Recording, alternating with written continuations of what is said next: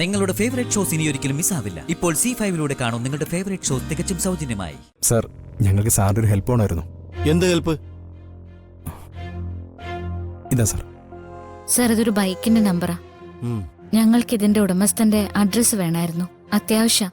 Contact നമ്പറിൽ വിളിച്ചിട്ടും എടുക്കുന്നില്ല. കണ്ണുകൾക്കൊക്കെ എന്താ ഒരു തിളക്കം, നക്ഷത്രങ്ങൾ പോലെയല്ലേ മിന്നുന്നത്. ഒന്ന് പോവച്ചേ, മനുഷ്യനെ വെറുതെ കളിയാക്കാതെ. അല്ല, ഇന്ന് ഈ പ്രത്യേക സൗന്ദര്യം ഉണ്ടാകാൻ എന്താ കാരണം? എന്ത് സൗന്ദര്യം?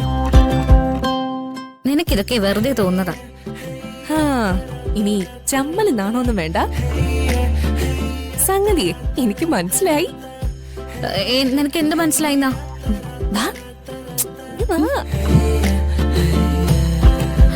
അയ്യേ, ഈ പെണ്ണിന് ഒരു നാണവും ഇല്ല. ചേച്ചി, പ്രായം കൊണ്ട് ഞാൻ അനിയത്തിയാണെങ്കിലും ആദ്യം കല്യാണം നടന്നതേ എനിക്കായിരുന്നു. അത് മറക്കണ്ട. ഇവളുടെ ഒരു കാര്യം.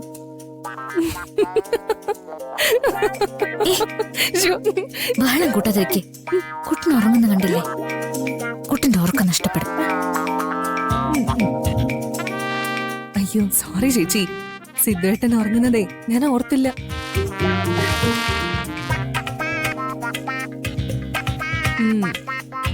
സോറി, പാവത്തിന് നല്ല ക്ഷീണം കാണുമല്ലേ? ഇറങ്ങി പോകുന്നുണ്ടോ നീ ഇവിടുന്ന്?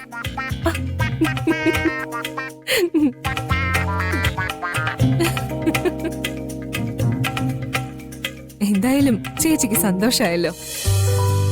ജീവിതത്തിന് ഒരർത്ഥമുണ്ടെന്ന് ചേച്ചിക്ക് ഇപ്പൊ തോന്നുന്നുണ്ടാവുമല്ലേ? കുട്ടനൊപ്പം എങ്ങനെ ജീവിച്ചാലും ആ ജീവിതത്തിന് അർത്ഥം ഉണ്ടാവും ഗോപു.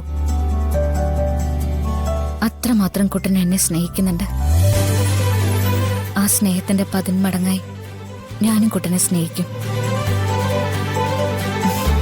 സ്നേഹം എന്ന ഔഷധം കൊണ്ട് ഞാൻ എന്റെ കുട്ടന്റെ അസുഖം എല്ലാം പൂർണ്ണമായിട്ടും ഭേദമാക്കിയെടുക്കും. പവിത്രമായൊരു ബന്ധമായിരുന്നു ഞാൻ കണ്ടത്. ഒട്ടും ഞാൻ പ്രതീക്ഷിച്ചതല്ല. പക്ഷേ ഇന്നലെ രാത്രി എല്ലാ അർത്ഥത്തിലും ഞാൻ എന്റെ കുട്ടന്റേതായി മാറിയതില് ആത്മനിർവൃതിയും സന്തോഷമുണ്ട്. ചേച്ചിയുടെ സന്തോഷം കാണുമ്പോ എനിക്ക് ആശ്വാസം തോന്നുന്നുണ്ട്. ചേച്ചിയുടെ ജീവിതം എവിടെ എത്തിച്ചേരുമെന്നൊരു ആശങ്ക എനിക്കുണ്ടായിരുന്നു. പക്ഷേ ഇപ്പൊ ആ ചിന്തകൾ മാറി തുടങ്ങിയിരിക്കാം. സിദ്ധുവേട്ടനോടൊപ്പം ഒരു നല്ല ജീവിതം ചേച്ചിക്ക് ഉണ്ടാവുമെന്ന് ഞാൻ പ്രതീക്ഷിക്കുന്നുണ്ട്.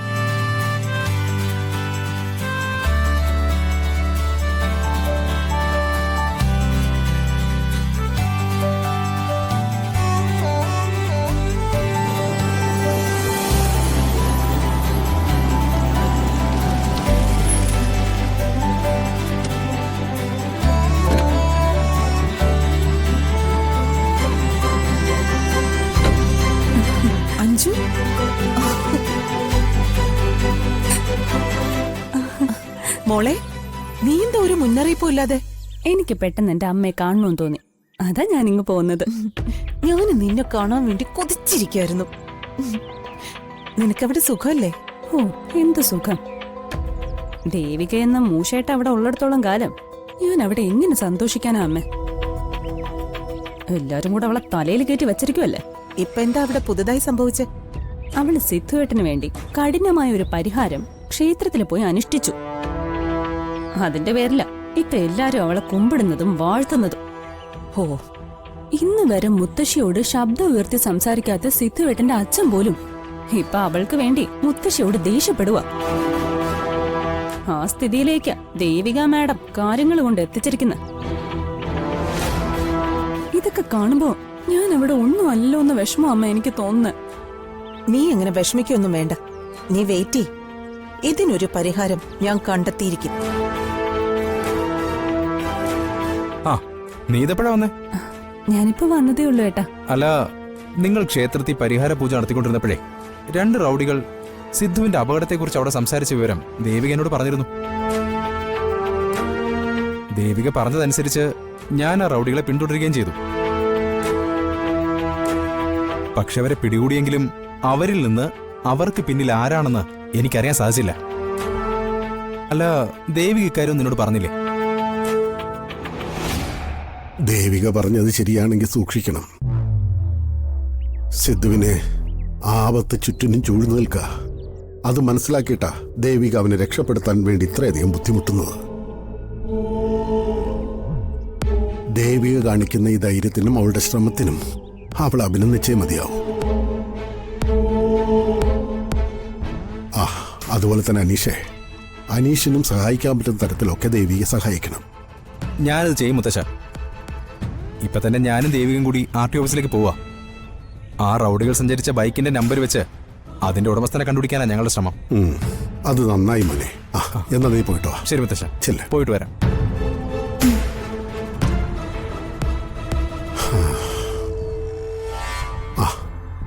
നീ വല്ലതും കഴിക്കേ. വാ.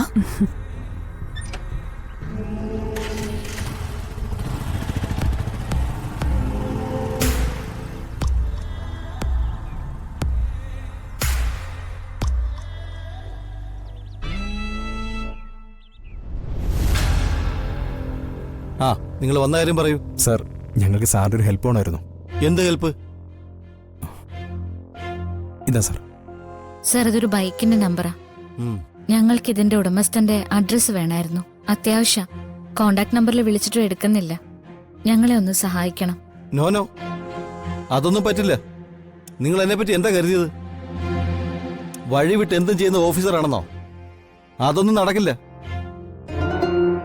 ഞാൻ നിങ്ങൾ ഉദ്ദേശിക്കുന്ന ആളെ അല്ല. സാറേ, സാറിനെ കുറിച്ച് ഞങ്ങൾക്ക് നല്ലോണം അറിയാം.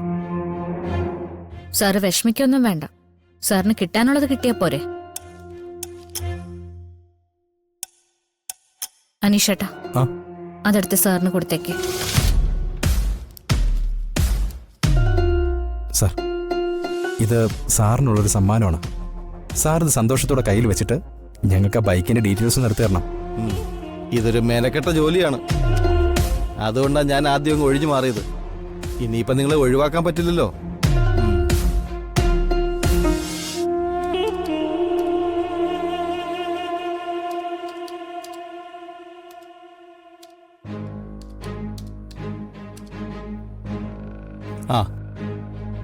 നിങ്ങൾ തന്ന നമ്പറിലുള്ള ബൈക്കിന്റെ ഓണറിന്റെ ഡീറ്റെയിൽസ് കിട്ടിയിട്ടുണ്ട്. നോട്ട് ചെയ്തോളൂ. ദേവികെ, നോട്ട് ചെയ്തോ.